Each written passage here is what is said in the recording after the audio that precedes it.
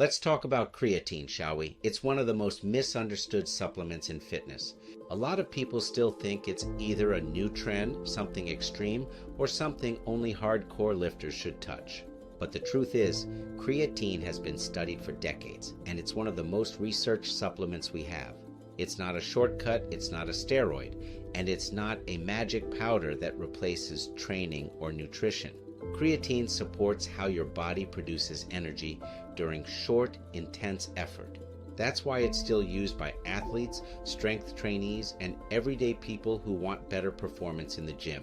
If you train hard, lift heavy, sprint, or push intensity, creatine is worth understanding properly, without the hype or the fear. Creatine is a naturally occurring compound that your body already uses. About 95% of your creatine is stored in your muscles. Your body produces some of it on its own, and you also get small amounts from foods like meat and fish. Inside the muscle, creatine plays a role in how quickly you can regenerate energy during intense effort. When you lift a heavy weight, sprint, or push through short bursts of work, your muscles rely on a fast energy system. Creatine helps that system recharge more efficiently. That doesn't mean unlimited energy. It means slightly better performance when effort is high and rest is short. That's why creatine doesn't matter much for slow, low-intensity activity, but becomes very useful when intensity goes up. So, who will creatine actually help? And why?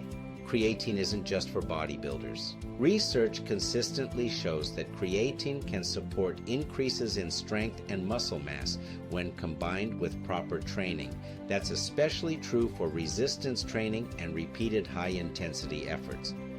It also improves sprint performance and the ability to repeat intense efforts with less drop-off. That's useful for sports, interval training, and demanding workouts. Even endurance athletes can benefit indirectly. Creatine can support better glycogen storage when paired with carbohydrate intake, which means more available energy during longer sessions. So if your training includes intensity, power, strength, or repeated effort, creatine can be a practical tool, not a necessity, but a support. This is one of those topics that's much easier when it's structured. That's basically what our sports nutrition course does. Puts all of this into a clear system.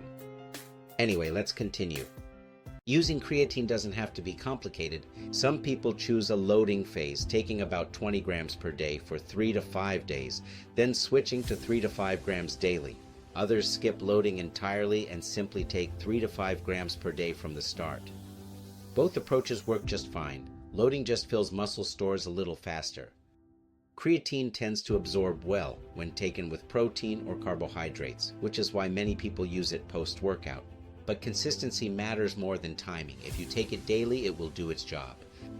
What about safety and side effects? Well, creatine is one of the safest supplements available when used correctly. The most common side effect people notice is slight weight gain from water being stored inside the muscle. That's normal and not harmful at all. It's not fat gain, and no, it doesn't damage your kidneys in healthy individuals, despite what many myths still claim.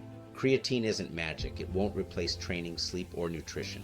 But it is reliable, it is well researched, and it is effective for the right person with the right goals. Sometimes the boring but proven tools are the ones that actually work.